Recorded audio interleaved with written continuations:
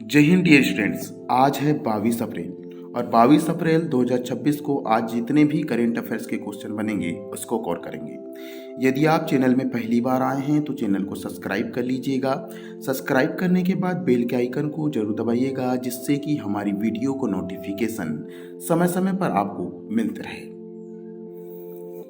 आज का पहला क्वेश्चन है, राष्ट्रीय सिविल सेवा दिवस कब मनाया जाता है?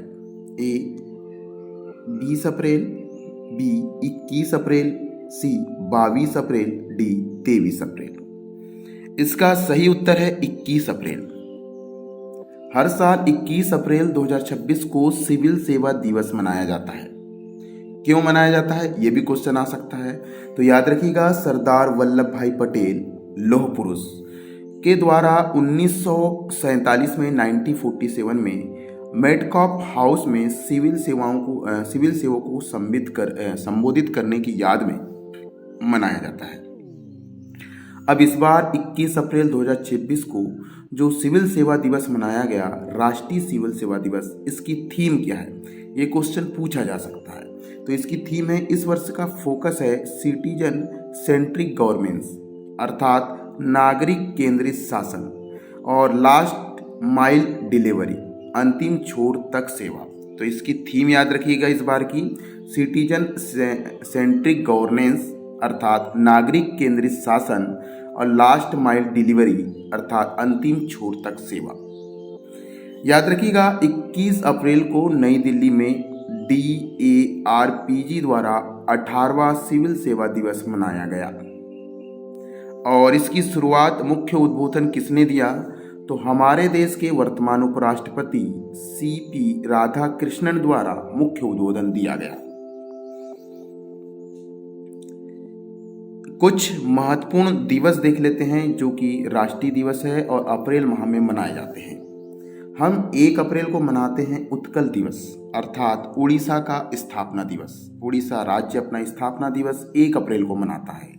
वहीं पर हम राष्ट्रीय समुद्री दिवस मनाते हैं 5 अप्रैल को, और राष्ट्रीय सुरक्षित मातृत्व दिवस हम 11 अप्रैल को मनाते हैं। वहीं जलियांवाला बाग हत्याकांड स्मृति दिवस हम 13 अप्रैल को मनाते हैं। डॉक्टर भीमराव अंबेडकर जी की जयंती हम 14 अप्रैल को मनाते हैं। और आने वाले समय में महत्वपूर्ण राष्ट्रीय पंचायती राज दिवस हम 24 अप्रैल को मनाएंगे। अच्छा, दिवस की बात आइए तो कमेंट बॉक्स में बताइए कि 22 अप्रैल को अर्थात आज अंतर्राष्ट्रीय कौन सा दिवस मनाया जाता है? इसका आंसर आप कमेंट बॉक्स में बताइए।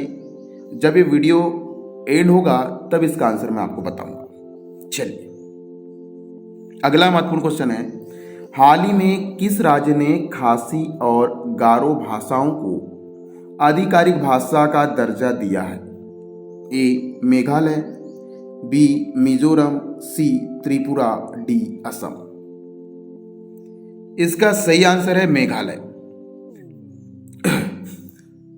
मेघालय सरकार ने मेघालय आधिकारिक भाषा अध्यादेश 2026 पारित किया है।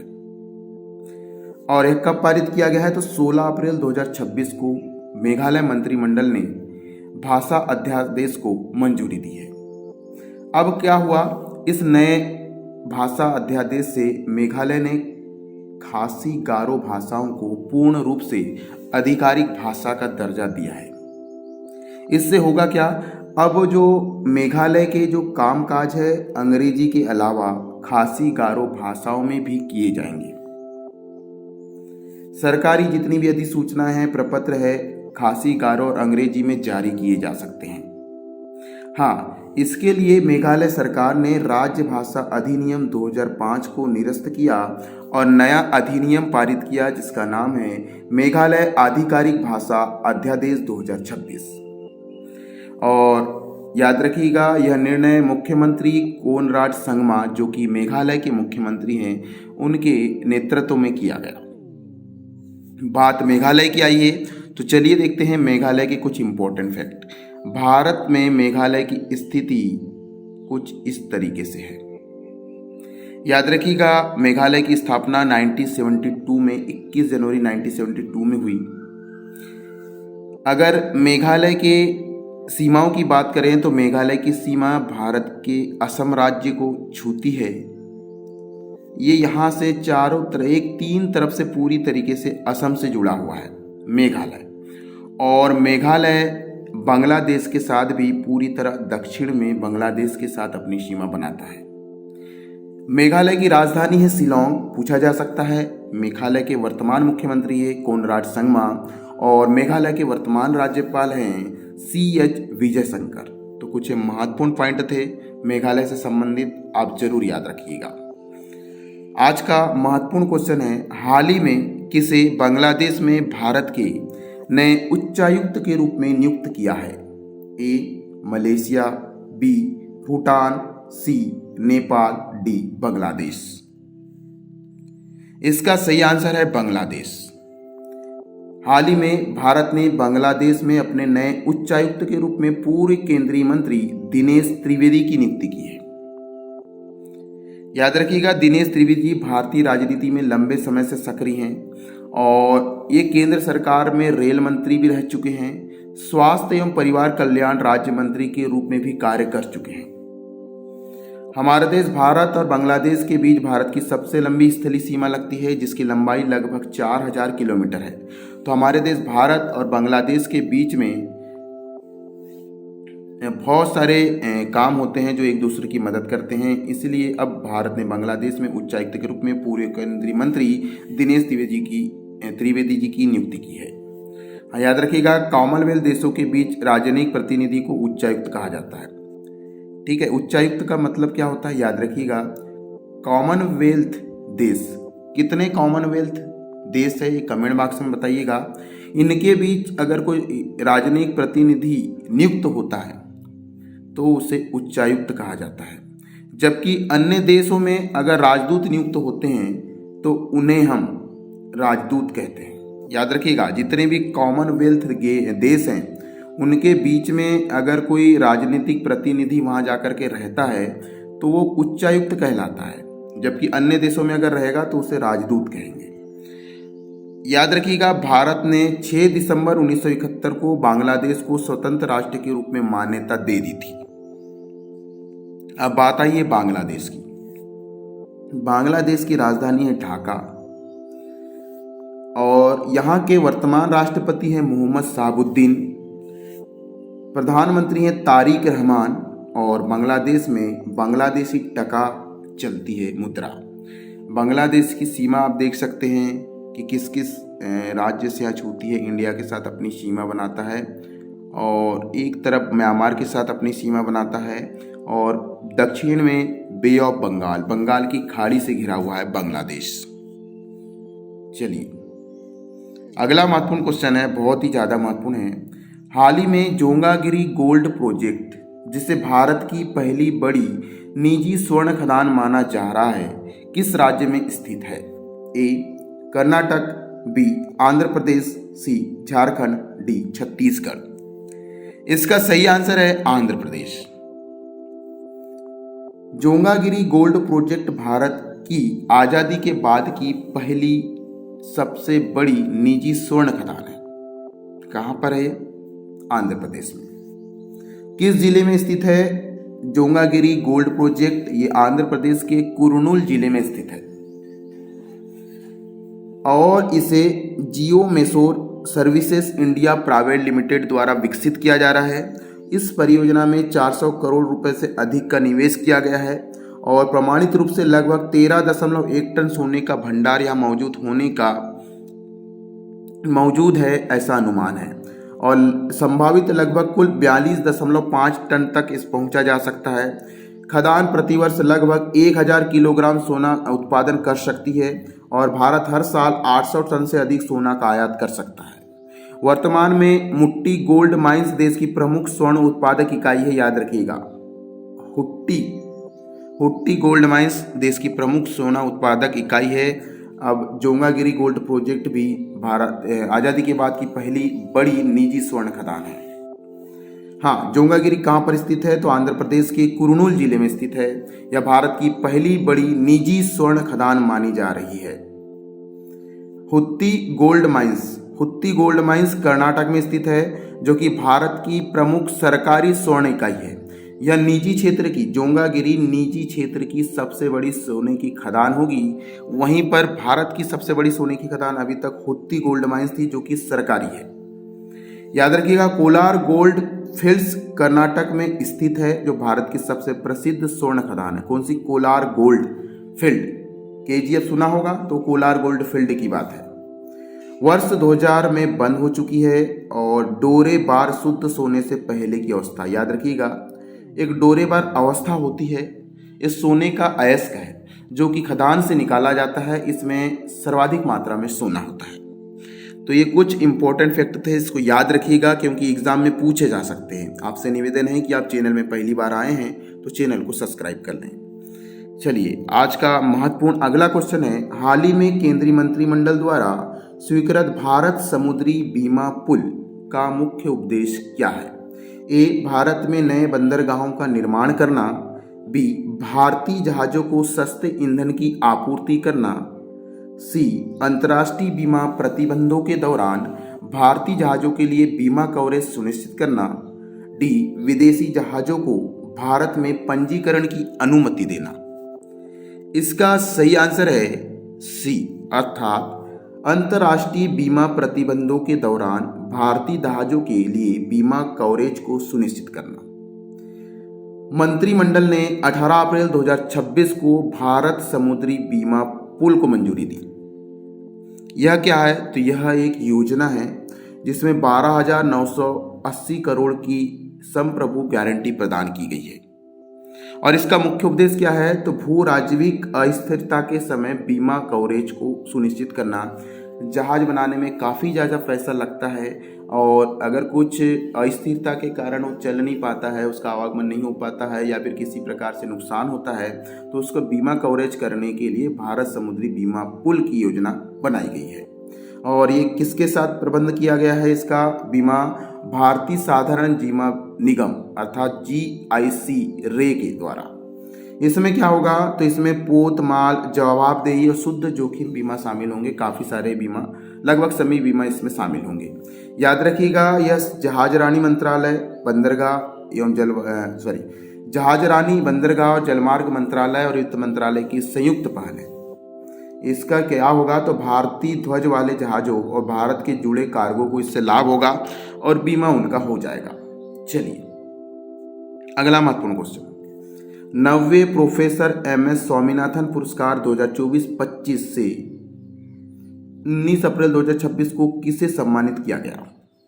ए, doctor MS Swaminathan. B, doctor H Srinivas Rao. C, doctor Raghunath Mashelkar. D, doctor Verma. इसका सही आंसर है डॉक्टर H श्रीनिवास राव। 9वां प्रोफेसर MS स्वामीनाथन पुरस्कार 2025-26 डॉक्टर H श्रीनिवास राय को दिया गया। चित्र में आप देख सकते हैं। कब दिया गया? तो 19 अप्रैल 2026 को दिया गया। कहां पर दिया गया? तो हैदराबाद में दिया गया। यह पुरस्कार क्यों दिया जाता है? तो जलवायु अनुकूल कृषि और प्राकृतिक संसाधन प्रबंधन में विशेष योगदान देने के लिए यह पुरस्कार दिया जाता है।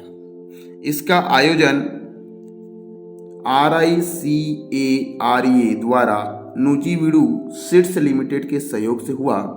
इसमें मुख्य अतिथि कौन थे? तो इस मुख्य अतिथि थे M वेंकैया नायडू। अब M वेंकैया नायडू कौन है? कमेंट बॉक्स में जरूर बताइएगा। हाँ, MS स्वामीनाथन को भारत की हरित क्रांति का जनक कहा जाता है। उन्हीं के नाम पर, उन्हीं के सम्मान पर इस पुरस्कार को दिया जाता है, जिसका नाम है MS स्वामीनाथन पुरस्कार। डॉक्टर राव वर्तमान में ICAR भारतीय कृषि अनुसंधान संस्थान से जुड़े हुए हैं। इस वर्ष MS स्वामीनाथन की जन्म शताब्दी के कारण यह विशेष महत्व भी रखता है। इस चीज को आपको याद रखना है। अगला महत्वपूर्ण क्वेश्चन, विश्व सूत्र भारत की बुनाई दुनिया के लिए पहल किस उद्देश्य से शुरू की गई है?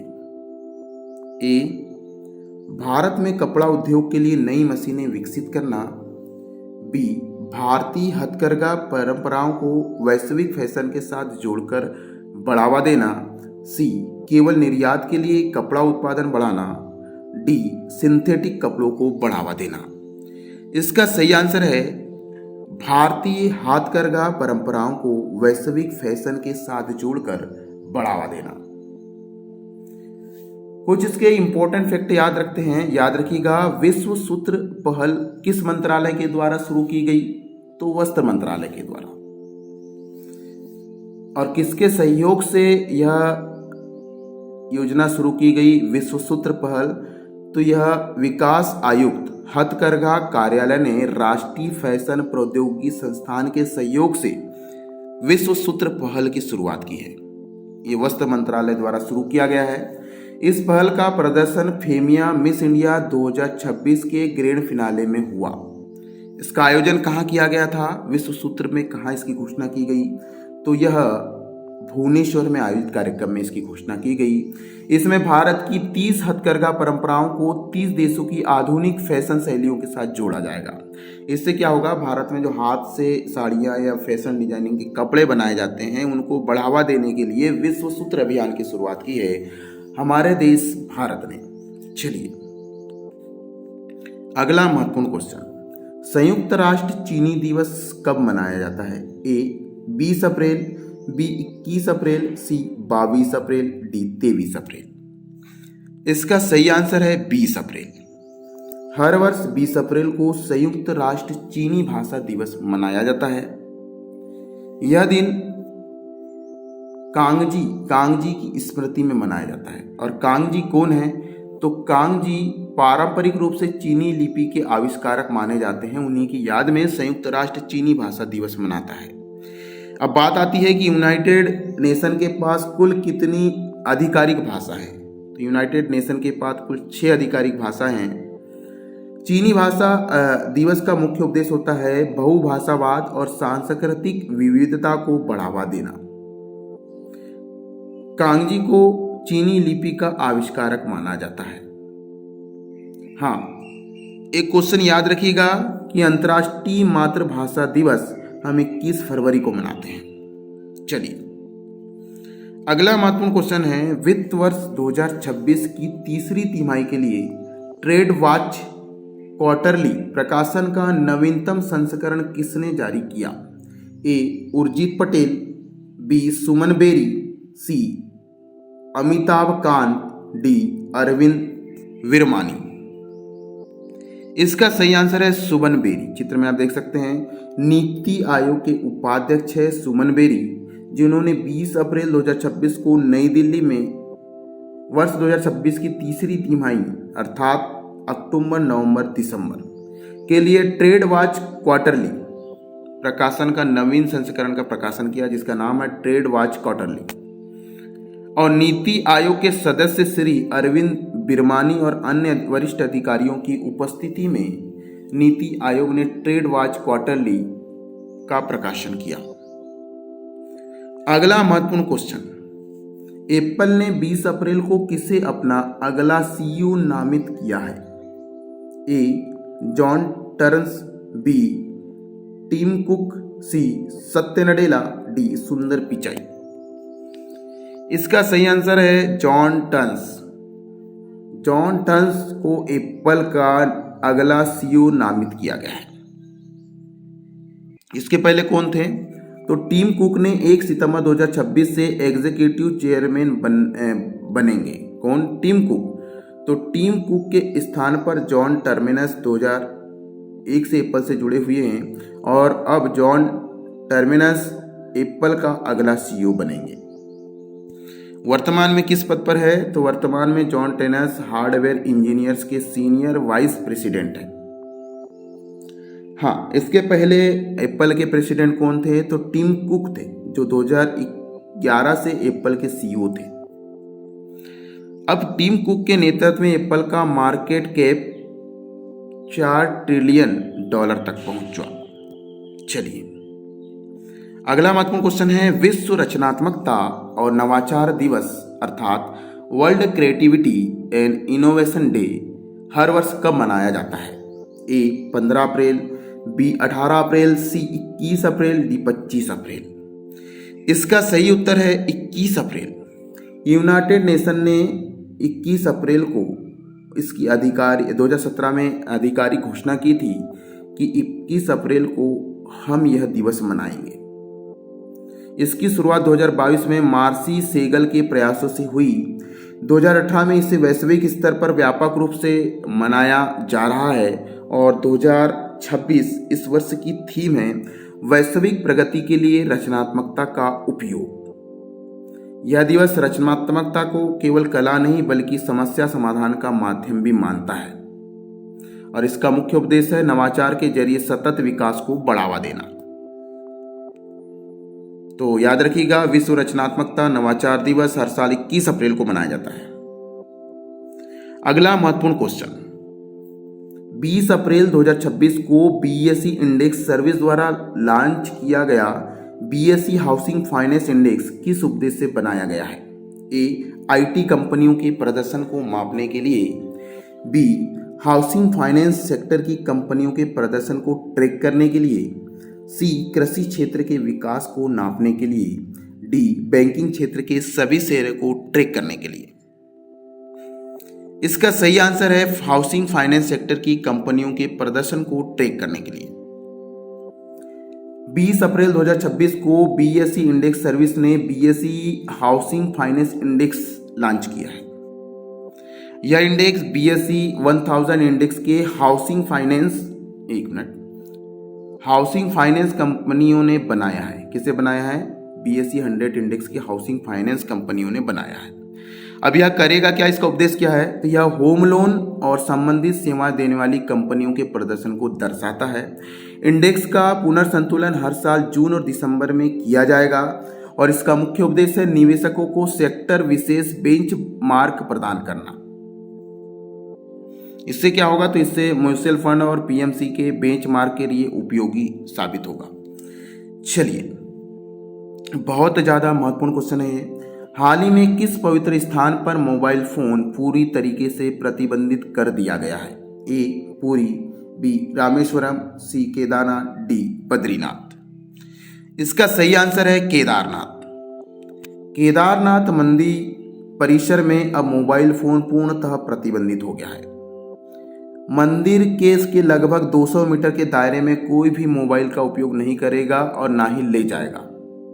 फोटो, वीडियो, रील्स बनाने में पूरी तरीके से रोक लग चुकी है।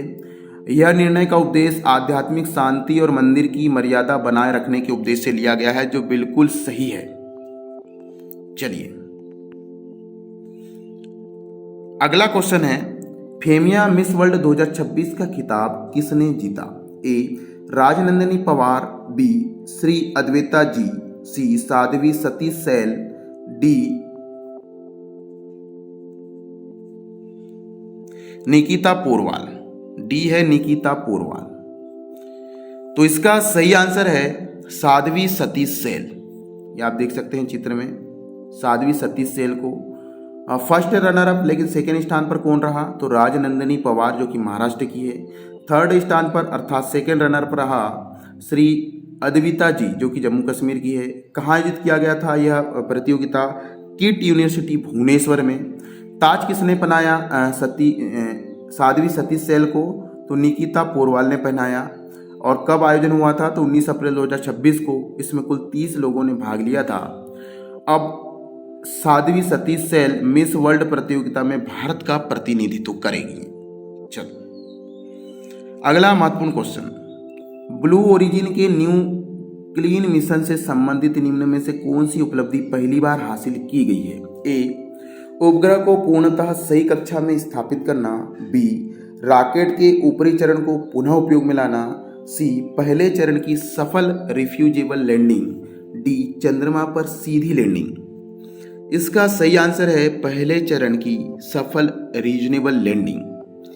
ब्लू ओरिजिन ने पहली बार अपने न्यू क्लीन रॉकेट के बूस्टर को सफलतापूर्वक लैंड करवाया।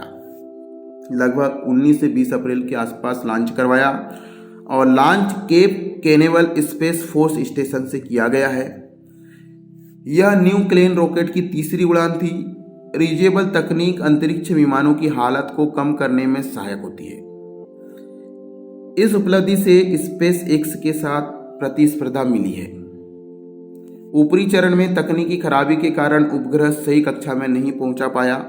न्यू ग्लेनर रॉकेट को लगभग 25 बार पुनः उपयोग करने के लक्ष्य के साथ विकसित किया गया है।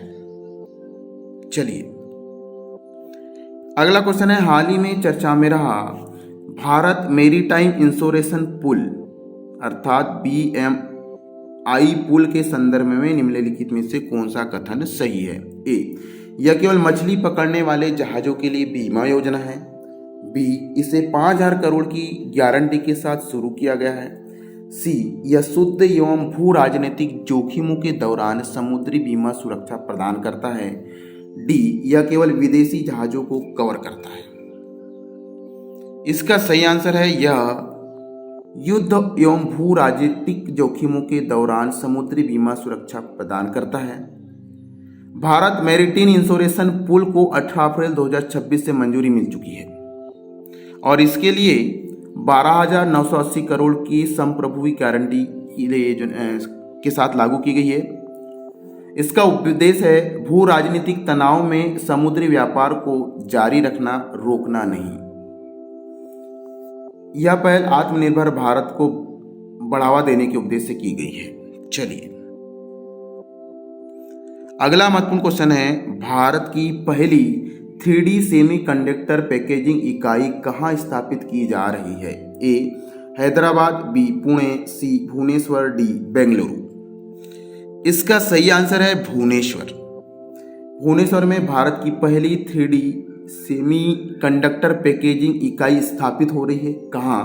भुवनेश्वर में। इसमें लगभग 2,000 करोड़ रुपए लगेंगे और इसमें 3D हेटेरोजेनेशन इंटीग्रेशन जैसी तकनीक का उपयोग की जाएगी। 3D तकनीक का उपयोग किया जाएगा। इससे होगा क्या, यह इकाई AI, 5G और रक्षा क्षेत्र के लिए चिप्स जो होते हैं, चिप होते हैं, वो बनाएंगी, मेमोरी कार्ड बनाएंगी और उत्पादन शुरू करने का लक्ष्य है 2028 से। कहाँ बनेगा? तो भुवनेश्वर में, जो भारत की 3D सेमीकंडक्टर पैकेजिंग इकाई होगी। चलिए अगला क्वेश्चन, हाल ही में प्रधानमंत्री ग्राम सड़क योजना 3rd का विस्तार कब तक किया गया है? ए, 2028, बी, 2029, सी, 2030 और डी, 2031। इसका सही आंसर है 2028। प्रधानमंत्री ग्राम सड़क योजना को मार्च 2028 तक बढ़ा दिया गया है और इसका मुख्य उद्देश्य है ग्रामीण बुनियादी ढांचा को मजबूत करना। इसके लिए 83,977 करोड़ रुपए संशोधित बजट पास किया गया है और पहाड़ी क्षेत्र में वहां के पुलों के लिए समय सीमा मार्च 2029 निर्धारित की गई है। पहाड़ी क्षेत्र में पुल बनाने के लिए मार्च 2029 निर्धारित किया गया है। अगला महत्वपूर्ण क्वेश्चन है, हाल ही में ऑस्कर सिम्प्ट का निधन हो गया। वे किस खेल से संबंधित थे? ए, क्रिकेट, बी, हॉकी, सी, फुटबॉल, डी, बास्केटबॉल। इसका सही आंसर है बास्केटबॉल। चित्र में आप देख सकते हैं, बास्केटबॉल के महानतम स्कोररों में से शामिल एक है ऑस्कर सिम्प्ट, जिनका 68 ईयर की आयु में ब्रेन ट्यूमर से लड़ाई के बाद निधन हो गया।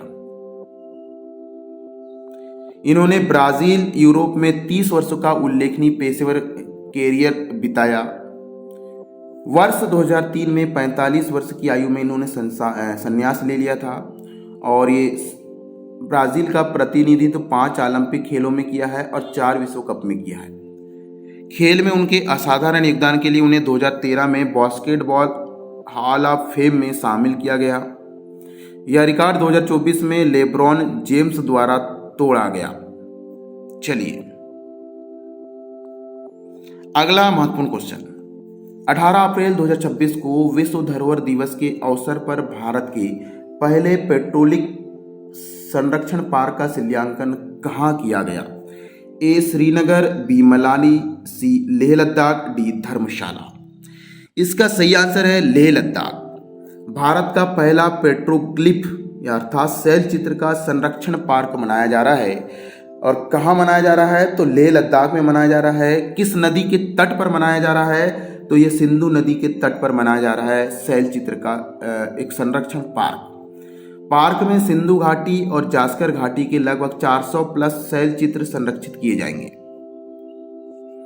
यह परियोजना पर्यटन विकास के खतरे में पड़ी रॉक आर्ट को बचाने के उद्देश्य से शुरू की गई है। इसमें प्राचीन मानव जीवन, प्रवासन और हिम तेंदुआ और आइबेक्स जैसे जीवों के चित्र शामिल हैं। यह पल विकास भी और विरासत भी थीम के साथ ओपन एयर म्यूजियम के रूप में विकसित की गई है। क्या थीम है? तो विकास भी और विरासत भी। इसका संरक्षण किया जाएगा तो इसमें शैल चित्र, जिसे पेट्रोग्लिफ कहते हैं, छोटी छोटी घासें होती हैं, उनका संरक्षण, शैल चित्र आपने देखे होंगे, पत्थर में जो चित्र बनाए जाते हैं उनका संरक्षण किया जाएगा। और सिंधु घाटी सभ्यता में ऐसे बहुत सारे शैल चित्र हैं। चलिए अगला महत्वपूर्ण क्वेश्चन, बहुत ज़्यादा महत्वपूर्ण है। भारत में सामुदायिक स्थानिक योजना को लागू करने वाला पहला राज्य कौन सा बना? ए गुजरात, बी तमिलनाडु, सी उड़ीसा, डी केरल। इसका सही आंसर है उड़ीसा। उड़ीसा भारत का पहला राज्य है जिसने मेरीन स्पेटियल प्लानिंग MSP लागू किया है। MSP का उद्देश्य समुद्री संसाधनों को संतुलित और सतत विकास के लिए सुनिश्चित करना, और यह योजना national centre of coastal research अर्थात NCCR के सहयोग से लागू की गई है। यह पहल इंडिया नॉर्वे ओकेशन इनोवेटिव का हिस्सा है। MSP का मुख्य लक्ष्य समुद्री जैव विविधताओं की रक्षा करना है। हाँ, यह योजना भारत की नीली अर्थव्यवस्था को भी बढ़ावा देने में सहायक है। अगला महत्वपूर्ण क्वेश्चन, बहुत ज्यादा महत्वपूर्ण है, इसको IMP कर दीजिए। क्या है कि हाल ही में चिंता आंदोलन कहां शुरू किया गया? ए पंजाब, बी जम्मू कश्मीर, सी उत्तर प्रदेश, डी मध्य प्रदेश। इसका सही आंसर है मध्य प्रदेश। मध्य प्रदेश के छतरपुर और पन्ना जिलों में केन बेतवा लिंक परियोजना का विरोध करने के लिए आदिवासी समाज और विशेषकर महिलाओं ने चिंता आंदोलन की शुरुआत की है। अपनी जमीन, जंगल और जल के डूबने के डर से लोग प्रतीकात्मक रूप से चीता पर लेटकर विस्थापन का विरोध कर रहे थे, क्योंकि इस परियोजना में 14 गांवों के डूबने और हजारों लोगों के विस्थापन होने की संभावना है। इसीलिए चिंता आंदोलन आदिवासी महिलाओं के द्वारा शुरू किया गया है। अगला महत्वपूर्ण क्वेश्चन, बहुत ज्यादा महत्वपूर्ण है। हाल ही में भारत का पहला जल तटस्थ रेलवे डिपो कहां बनाया गया? ए नासिक, बी औरंगाबाद, सी अहमदाबाद, डी भूसावल। इसका सही उत्तर है अहमदाबाद। काकड़िया कोचिंग डिपो है अहमदाबाद में, और अहमदाबाद है गुजरात में का भारत का पहला जल तटस्थ रेलवे डिपो है। यहाँ डिपो पश्चिमी रेलवे के अंतर्गत आता है। डिपो प्रतिदिन लगभग 1.60 लाख लीटर पानी की बचत करता है।